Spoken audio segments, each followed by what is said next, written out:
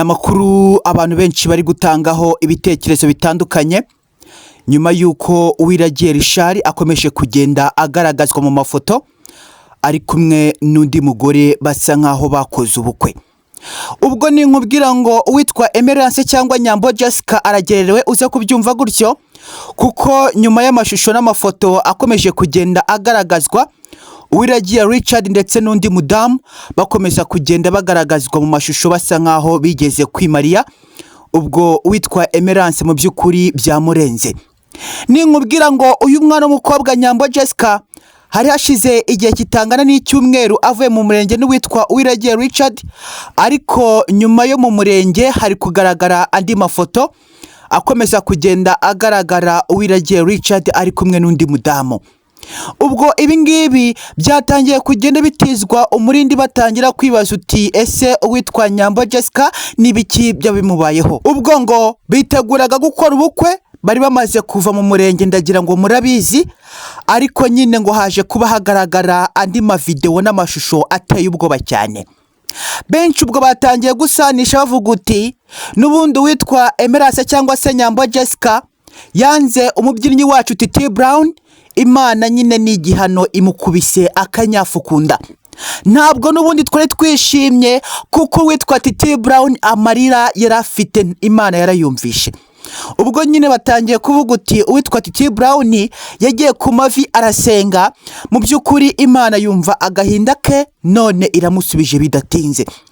Ariko ndagira ngo sibyo tugiye kuba turebaho kubera ko uwitwa Titi Brown yararanaga amafoto ya Nyambo ku musego akomeza kugenda atakambira aririra Imana ayibwira uti Imana narababajwe uzambabarire ungarurire umukunzi. Abakoranaga na Richard muri Dubai ngo baje kuba bibira ibanga uwitwa Nyambo Jessica ngo bidatinze uyu mudamu nawe aza kuba atera akaduruvayi aragira uti ngewe mu ntwara umugabo gute Uwiragiye Richard twasezeranye mu murenge imbere y'Imana n'abantu aje gute gusezerana n'undi mudamu.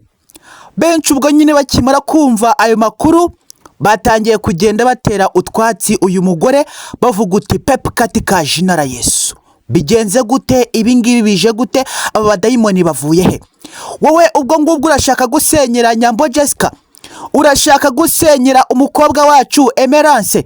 Ibingibi turabyanze turabyamaganye mu izina rya Yesu, ntabwo turi buze kwa tubyemera. Ndagira ngo abanyarwanda benshi bafite ikibazo mu mutwe, ubwo iyo babonye umuntu aje yivugira ibintu batangira kugenda ndabizi ubwo nanjye mu gihe kuntera utwatsi buvuga uti wavangiwe amakuru uvuga uyakurahe, ariko ndaza kubahereza proof kugira ngo mu byukuri muze kwa mubyumva neza. Uwitwa Shanera yamaze gutangaza ko aya makuru yamenye mu gitondo, byumvikana ko yaramaze iminsi ari mu gihugu cy'Ubushinwa. Ngo batandukanye na Richard mu mwaka w'2025, ubwo nyine ngo batumvikanaga neza, ngo baza kuba mu byukuri bihereza igihe cyo gutandukana. Ubwo nyine uwitwa Richard biravugwa ko afite umwana muto w'umukobwa, n'umwana ngo ufite imyaka 2 n'amezi 3, kuko ngo uyu mukobwa wakomeje kugenda ugaragaza ko yashyingiranywe n'uwitwa Richard ngo bashyingiwe mu mwaka w'2022. Ariko nyine biza kugenda nabi, urugo ntabwo rwigeze rukomera. Ubwo nyine baza kuba batandukana, ariko nyine ndagira ngo murabizi mu mategeko n'ubundi handitse ko uwitwa Richard afite umudamu. Ariko ndagira muze kunyumva neza, uyu mukobwa wakomeje kugenda ugaragaza ko yimariye na Richard akomeza kugenda agaragaza ko ubukwe bwabo bwabereye muri Canada. Ubwo nyine ndagira ngo murabizi ko witwa Richard n'ubundi asanzwe afite ubwene gihugu mu gihugu cya Canada, ariko nyine akazi ke ka buri munsi ndagira ngo murabizi ko akorera Dubai, ni umuherwe uyu musore, ariko afite amafaranga nimbikubwira uze kubyumva gutyo, kugeza naho yaje kubona uwitwa Nyambo Jessica akomeza kugenda amwandikira. Ubwo azabone Nyambo Jessica abone n'akazuba karimo kumurikira mu byukuri muri Dubai, avuga uti byanga byakunda uyu mukobwa n'ubundi ko natandukanye na mukanje, igisigaye ko ari ukumwishanduzaho bakaba badutandukanya mu mategeko, ubundi twe ko twamaze gutandukana, ubundi uwarongora uyu munyarwandakazi ubwo nyine Richard yareba ubwiza bwa Nyambo Jessica ngo agakomeza kugenda abyumvira mu gihorihori, bikamanuka gato bikamwumvisha mu by'ukuri mu rubavu. Azabone umwana w'umunyarwanda avuga uti ndamutsindira uyu munyarwandakazi, nanjye dore ndi umunyarwanda mfite inkomoko mu gihugu cy'u Rwanda. Richard nuko akomeza kugenda atera imitoma, ariko Nyambo Jessica mu by'ukuri agakomeza kugenda mukatira. Richard agahamagara uti Nyambo we, Nyambo nawe uti karame. Nyambo ariko yareba Richard akabona nyine nta kintu, kuko ubundi urebye Richard ubona ko mu by'ukuri ntabwo ari umusore ushinze, nyine ubona ko ari bogari. Ndagira ngo ababizi murabizi, ushobora kumubona kuri kamera cyangwa mu mafoto ukabona nyine hari ukuntu yagaragaye kubera ko na edit z'amafoto murabizi, ariko ntabwo ari umusore ushamaje ku buryo uwitwa Nyambo Jessica yari kuba amukurura. Ariko Nyambo kubera ko nyine yamaze kumvishwa icyanga cy'amafaranga, hari agasore k'akabyinnyi bakundanaga bita Titi Brown, ndagira ngo benshi murakazi. Ubwo bari mu rukundo ruri kugurumana rwaka, ninkubwira ngo rwaka uze kubyumva. Nyambo Jessica ubwo yarari mu rukundo n'uwitwa Titi Brown, ubwo Titi Brown mu by'ukuri aza kuba aterwa indobo ikomeye cyane. Nyambo ubwo bamusohokane muri Canada, abona umusore acuruza imodoka avuga uti azampa barabasi, uyu musore azampa amafaranga arayafite, namubonye mutuze. Ubwo Nyambo Jessica abagiye mu rukundo n'uwitwa Richard uwiragiye gutyo, aba atangiye kugenda akatira uwo mubyinnyi bita Titi Brown, kuko ngo uyu mubyinnyi yakomezaga kugenda akorera amafaranga bika avuga uti nzarongora uwitwa Nyambo Jessica, Emerance ndamukunda cyane ngomba kuzamushyira amago. Ubwo Emerance yifite indi gahunda, yo amaze kubona umusore ufite amafaranga, mujye muva ku dufaranga. Yamaze kubona undi musore ufite amafaranga witwa Titi Brown, batangira kugenda bamukina agapira gutyo.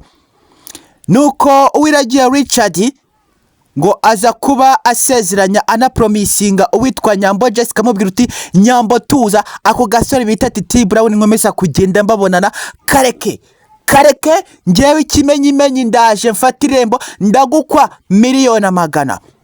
Ubwo uwitwa Nyambo Jessica cyangwa se Emerance uze kumwita uko bishaka, ahita abwira Titi Brown anamubwira uti nge sinkiri mu rukundo nawe, ndikumva nabihaze, ndumva twakwibera inshuti zisanzwe pe, nukuri Titi ndumva twakwibera inshuti Titi mbabarira twibere inshuti zisanzwe, kuko nge kugeza kuri aka kanya nta rukundo nta na motivation ndi kwiyumva ziri kunkura, nta feeling ndi kwiyumva zo kugukunda, uraza kumbabarira ibintu byo gukundana ngewe nawe tuze kuba tubiparikira aha, kuko ngewe ndumva ntarimo kukwiyumvamo Titi mbabarira dutandukane.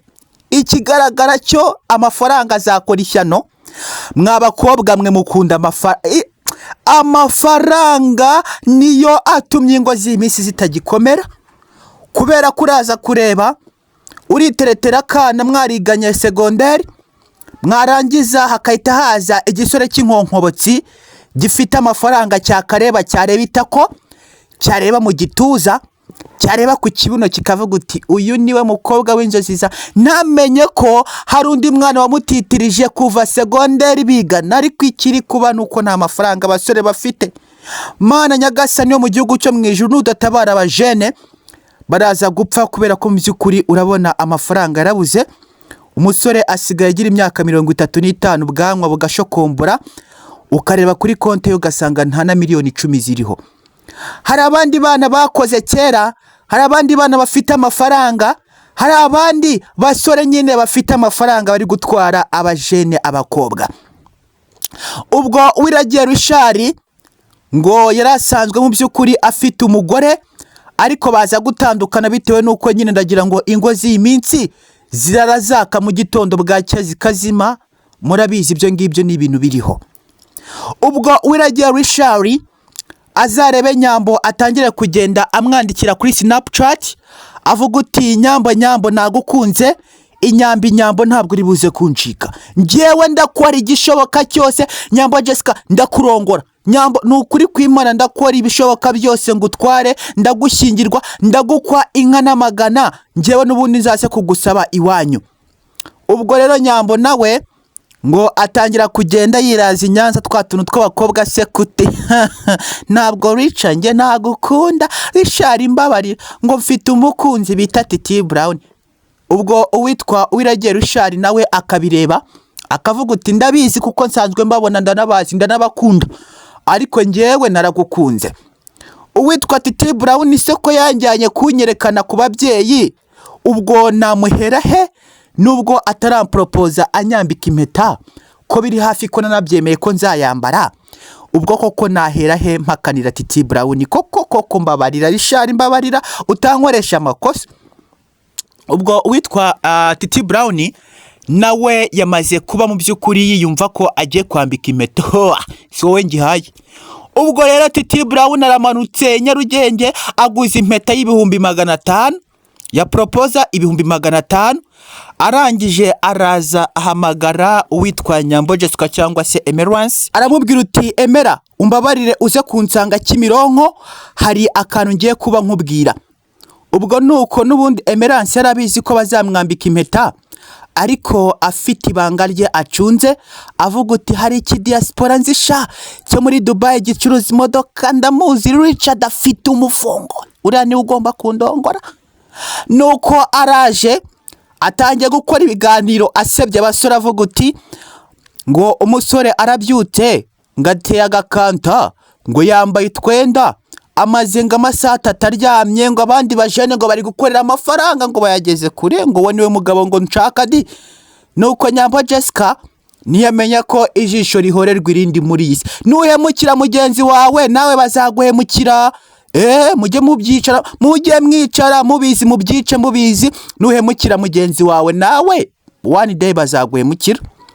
Ubwo Nyambo amarira yarishije Titi Brown Imana irayahoye bavuye mu murenge bamukoreye proposa bamwambika impeta banamuterera ivi ariko ngo amakuru atugeraho witwa Richard Uwiragiye afite umugore mwiza cyane pe unaruta Nyambo Jessica ariko ntabwo bari bakibana pe. Nyine Richard nubundi arafite uburenganzira bwo gushaka undi mugore ariko urumva uyu mugore wari shari yamaze kugara aravuga uti ntabwo muri busezerane reka mwarasezeranye ariko ntabwo muri buze gukora ubukwe njyewe tugomba kubanza tukagabura ni imitungo yose dufite tugapasuramo pasa ubundi nkakureka ukagenda ukarongora ku bushake no ku giti cyawe tubanze tugabure imitungo dufite. Ubwo rero mu by'ukuri kugeza kuri aka kanya ya mafaranga Richard yari afite bwa butunzi Richard yari afite bagiye kuba bakora ikizwi nka pasu cyangwa se kugaburamo kabiri kubera ko nyine Richard n'ubundi yarashatse aranasezerana n'ubu ngubu Nyambo nawe abishatse mu by'ukuri yakaza umurego akavuga uti nanjye sinyikwemeye turagaburamo kabiri nimba ari umuntu ufite ibibazo n'irishara ashobora gusigara ari imbwa imoka